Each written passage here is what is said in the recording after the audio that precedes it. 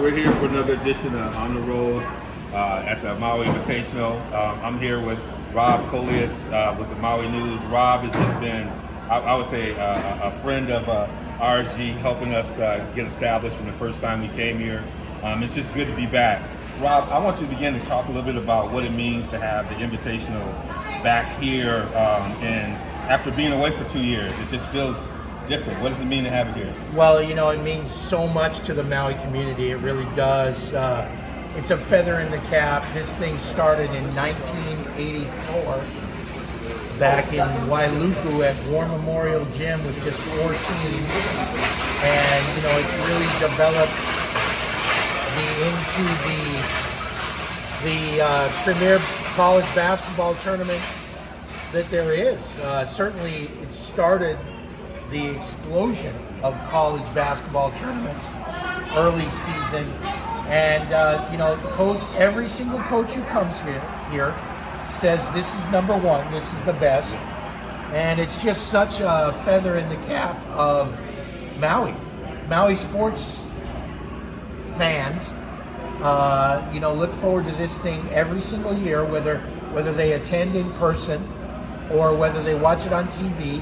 They're able to say to themselves, that's Maui, that's my gym, and you know, it's the epicenter of the universe of college basketball this week, and you know, Maui folks take great pride in that. And this year they honored, you know, the 40 years of the upset heard around the world.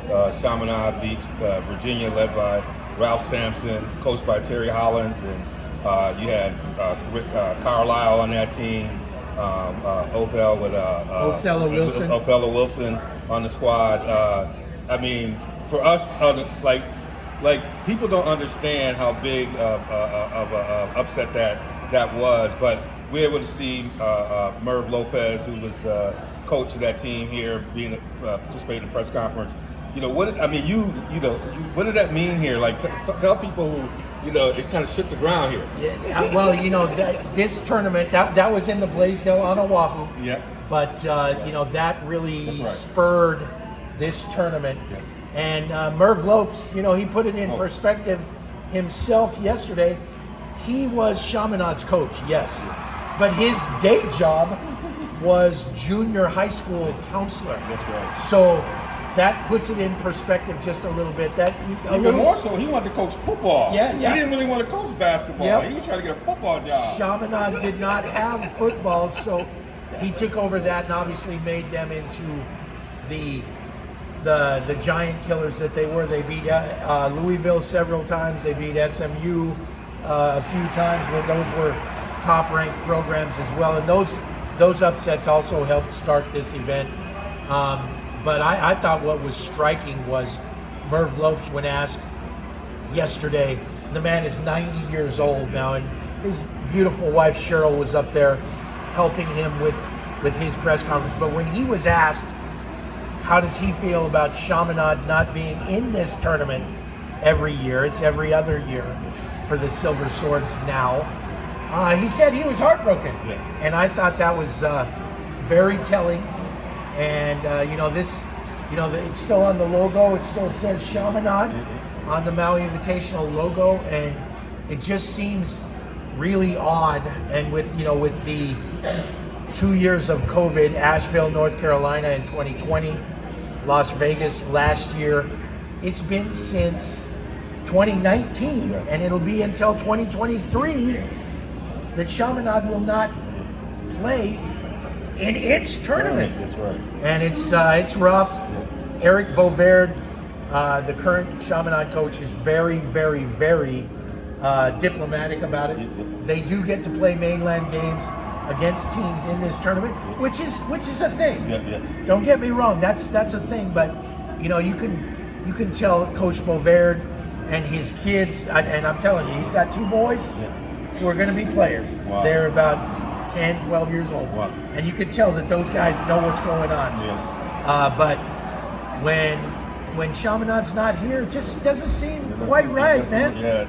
And it feels like, you know, you have there's something about hosting a tournament. Yes. And when you have the home organization, they're hosting, they're playing, and there's a whole bunch that comes along with that. Not just playing on the court, but their athletic department is fully hosting, and there's something that comes along with it. I understand it's a big event. It's something that's always struck me, and I know they've been taken care of financially, but there's something about it that, given the time, that's the way that you would love to have had them here, at least this year. Yeah. Someone should have made a switch in the program to make sure they were part of this one, so that we could really have the full field coming back. And those kids played their heart out. You know, I watched them in Vegas. They did everything they could do to compete, but there's something about them being it that makes it the tournament, and I agree with that. I can feel the pain coming out yesterday. So, but hey, the tournament's off and running. Yeah. And we see some heartburn, some heartache, and then we also see some jubilation. What have been your highlights in this first day and a half? Well, I you know, a couple ends of the spectrum. Boy, Louisville has a very strong coaching staff. Kenny Payne is the head coach. The Danny Manning is on the staff. Yes. I do believe they will get things done, but boy, oh boy, they've got a long way to go. I was talking to an NBA assistant GM today, and I'll leave that. You know, I told him it was kind of off the record conversation, but you know, it was. He said he looked at Louisville's schedule, and they played Florida A&M in December. If they don't win that one, they could be in big trouble to find a win anywhere. Yes. They're 0-5 now after scoring 13 points in the first half today. A lot of their fans left at halftime. They play a tough Cincinnati team tomorrow, and it's, you know, they lost their exhibition game by 10 points to Lenore-Rhyne. Yes. It's a long road back for them. They are Louisville. They'll get back. I do believe, from what I've seen of Coach Payne, that he's on the right track. But there's a lot of work to do. They were talking about trust issues in their press conference yesterday, and that's a problem. That's a problem. 4 games into the season. Arkansas, super talented.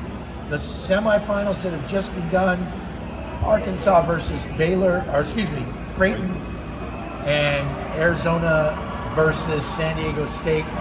That's 4 of the top 17 teams in the nation. You couldn't ask for anything more. Arkansas has 3 really good freshmen.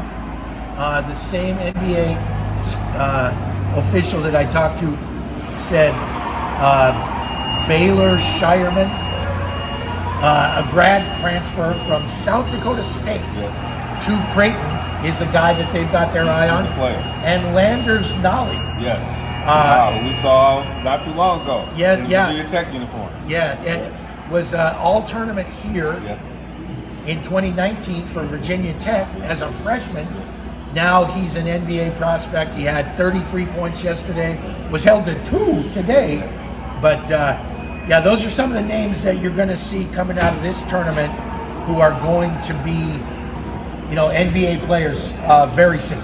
Yeah, this is not for the playing hard for folks. If you don't have it together, this can go fast. And we're finding some of that stress going on right now, but it's, you know, it's one of the best sporting events I've ever been to.